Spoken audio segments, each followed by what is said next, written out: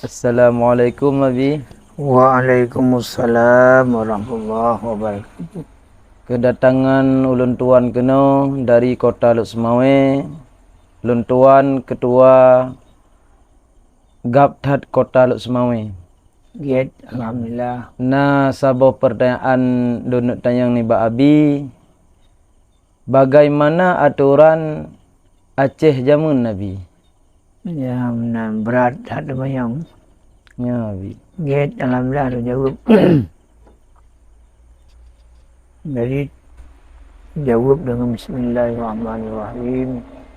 Alhamdulillah alamin.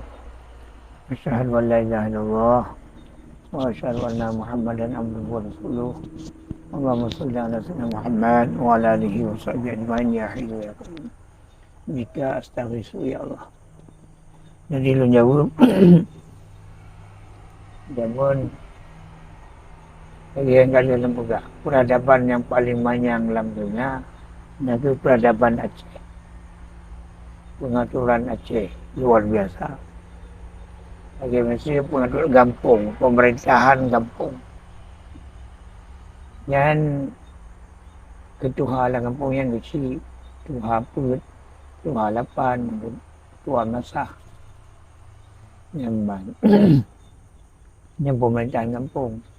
Pernah masalah yang terjadi di kampung diselesaikan di kampung, kecuali pernikahan dan pusaka yang masalah. Jadi sip kampung macam tak selesai. Kemudian pemerintahan mukim, ilmu mukim, yang majlis mukim, doa mukim.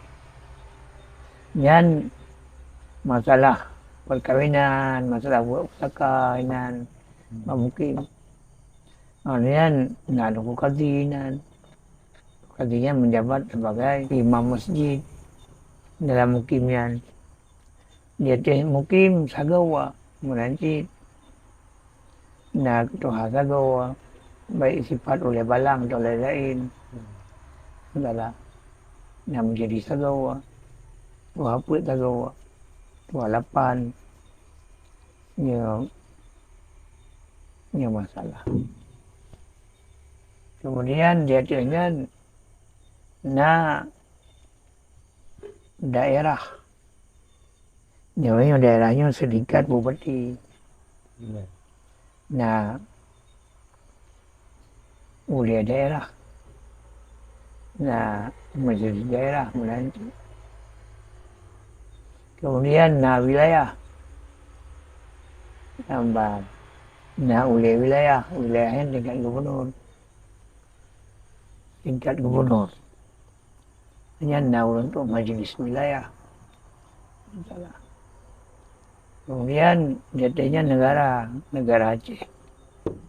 Beri Aceh sama Mekah, Aceh Darussalam. Benar ini. Jadi orangnya taraf batas haji, batasan. Batasan mesti Longkong 3, Telimongkong 3. Nak boleh lain. Ada po waktu Imam Aceh. Yang dengan tuayan Aceh. Ya benar. Dia hai wali nangau. Keluarga kontrol lain, ketua kontrol lain. Yang maksud benar perubahan. Mesti menanjit kontrol. Benar perubahan. Dalam hal mengayungi roda pemerintahan dalam negara Aceh. Semangat tamah-tamah maju. Semangat tamah-tamah jaya. Ya benar. Ke tempat mudawarah dan fakir dan memang keadilan. Ya benar. Sehingga bangsa-bangsa alam dunia menjadi lawan Aceh, ditunduk Aceh, disegan, di Malaya, pakaian, dicakut gagasan, segan ke harta, nyamban Aceh. Ini luar biasa Aceh. Aceh zaman. Nah, Jadi lengkap. Apa yang na alam dunia orangnya, yun na. Malahan jauh lebih na. Alam ng baca. Na nama. Siasa. Numpu na lengkap. Nya kemudian lain pun na. Nabinya mendang. Yang maksud, dia menanggap dan akan terkembali lom.